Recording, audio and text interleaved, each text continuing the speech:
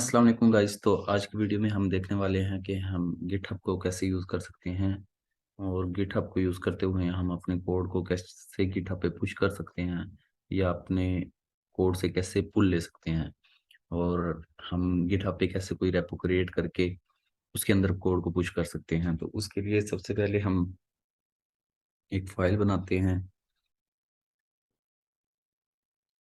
index.html के नाम से। बेसिकली आप किसी भी लैंग्वेज पे काम कर रहे हैं तो गिटहब उसके साथ यूज़ हो सकता है।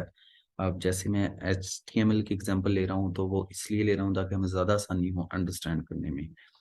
तो इसके लिए सबसे पहले हम कुछ कोड इसके अंदर लिख लेते हैं। इसके अंदर मैं लिखता हूँ रन अबाउट गिटहब। ये कर लेने के बाद ये हमारा कोड है, इसको हम गिटहब पे पुश करना चाहते हैं। मान लो कि ये हमारा प्रोजेक्ट है जिसको हमने गिटहब पे पुश करना है इस प्रोजेक्ट के कोड को। तो उसके लिए सबसे पहले आपने अपने ब्राउजर में जाना है और अपने गिटहब को लॉगिन करना है।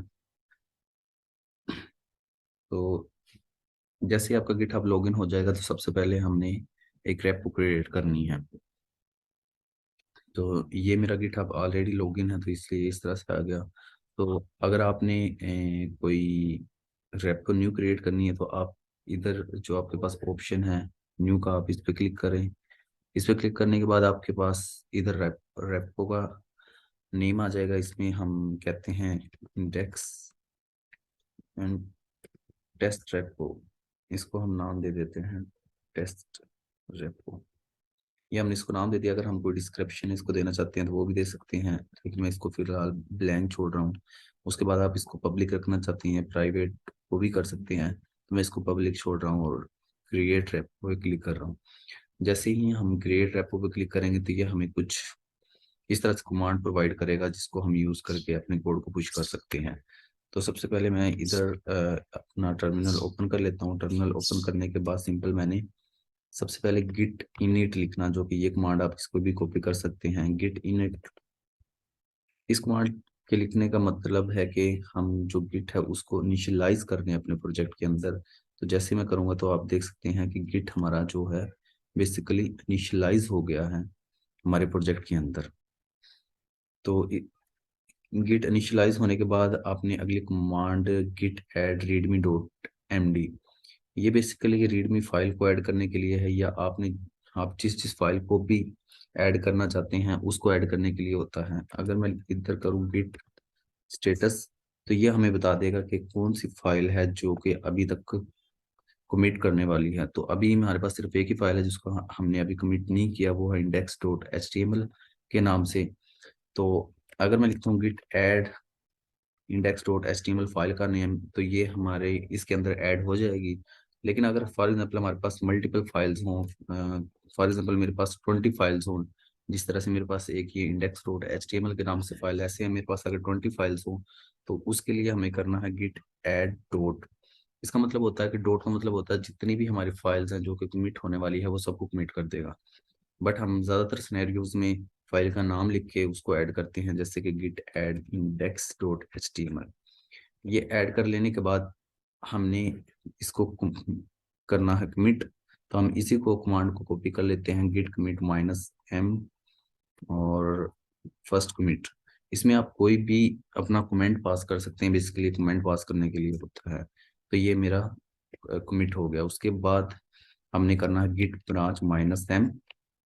इसको मैंने किया और उसके बाद git remote add origin, git remote add origin करना है। और उसके बाद गिट पुश। मतलब आपने इन कमांड को फॉलो करते जाना है जब आपने फर्स्ट टाइम किसी रेपो को इनिशियलाइज करना है। तो जैसे ही मैं इसको पुश करूंगा, ये कोड पुश हो गया। तो जैसे ही मैं इसको अब रिफ्रेश करूंगा तो आप देखेंगे कि ये कोड मेरे पास गिटहब पे पुश होके आ जाएगा। तो आप देख सकते हैं मेरे पास index.html के नाम से कोड है और ये मेरे पास पुश होके आ गया, जिसके अंदर हमने ये h1 का टैग डिफाइन किया हुआ था। तो बेसिकली अब अगर हम देखें तो हम मेन ब्रांच के अंदर है। मेन या हमारे पास मास्टर जो होती है वो हमारी रूट ब्रांच होती है और इस ब्रांच से हम आगे मजीद ब्रांच क्रिएट करते हैं। अब हम देखने वाले हैं कि अगर मैं चाहता हूं कि मैं अपनी एक अलग ब्रांच बना के उसके अंदर काम करूं, तो वो हम कैसे कर सकते हैं। तो उसके लिए हमें करना है गिट चेकआउट -b। मैं जो नई ब्रांच बनाने लगा हूं उसका मैं नाम रखता हूं for example new new B new branch 1, new B1 उसका नाम रख लेते हैं। जैसे मैं इस पर क्लिक करूंगा तो ये बेसिकली क्या हो जाएगा, मुझे न्यू ब्रांच में स्विच कर देगा। और अगर मैं देखना चाहूँ कि न्यू ब्रांच में क्या होगा, तो मैं इधर एक और टैग डिफाइन कर देता हूँ H3, जिसके अंदर हम लिखते हैं न्यू ब्रांच। अब हमने कुछ मजीद कोड और ऐड कर दिया है और ये हम पुश करना चाहते हैं अपनी न्यू ब्रांच के अंदर। तो वो हम देखें हम किस तरह से कर सकते हैं। सबसे पहले हमने गिट स्टेटस करके चेक करना है। हमारी एक ही फाइल है जिसको हमने मॉडिफाई किया है। हम करते हैं git add index.html git commit -m, और इसमें मैं कमेंट पास करता हूँ न्यू ब्रांच के नाम से। और अब मैं पुश करता हूँ गिट पुश ओरिजिन। पहले जो हम ओरिजिन देते थे वो मेन या मास्टर दे रहे थे, बट अब हमने इस ब्रांच के अंदर पुश करना है तो इसका नाम लिखेंगे न्यू ब्रांच B1। इसमें पुश होने के बाद सिंपल हम अगर इस ब्रांच के ऊपर जाएं तो अब हमारा जो कोड है वो एक नई ब्रांच B1 के अंदर चला गया है। अगर मैं आपको इधर से दिखाऊं बेसिकली हुआ क्या है, तो आप देख सकते हैं कि हमारे पास दो ब्रांचेस क्रिएट हो गई हैं। एक एक तो हमारी मेन जो डिफॉल्ट ब्रांच होती है और एक न्यू B1 के नाम से ब्रांच क्रिएट हो गई है। अभी हमने कोड पुश कर दिया है, बट अगर मैं मेन ब्रांच के कोड के अंदर जाके देखूं तो अभी तक मेरी ब्रांच के अंदर कोई कोड की चेंजिंग नहीं आई है, क्योंकि ये वाला कोड जो है ये हमने एक नई ब्रांच के अंदर पुश किया है। और उस ब्रांच का नाम है न्यू B1। तो ये इधर मेरे पास ऑप्शन आ रहा है कंपेयर एंड पुल का। तो जैसे ही मैं इस पर क्लिक करूंगा इसका मतलब होता है कि हम पुल रिक्वेस्ट को ओपन करने वाले हैं। तो जैसे ही हम पुल रिक्वेस्ट को ओपन करते हैं तो ये चेक करता है कि हमारा मेन ब्रांच के साथ कोई कंफ्लिक्ट तो नहीं आ रहा। अगर कंफ्लिक्ट नहीं आ रहा और आप इसको मर्ज करना चाहते हो तो आप मर्ज कर दो।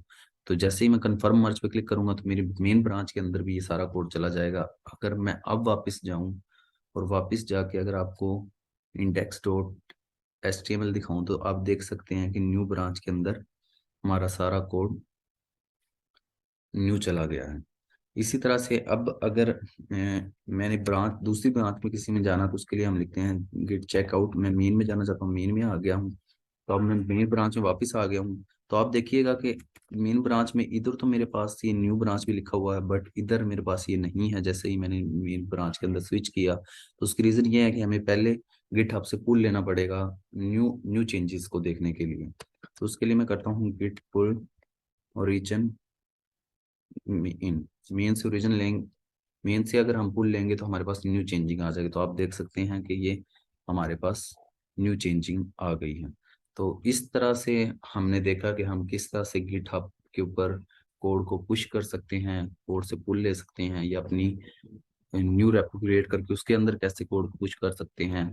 और फिर हम कोई ब्रांच बना के उसमें स्विच कैसे कर सकते हैं, ये जो हमारी बनी हुई ब्रांच है उसके अंदर हम कैसे स्विच कर सकते हैं। तो होप सो आपको वीडियो पसंद आई होगी।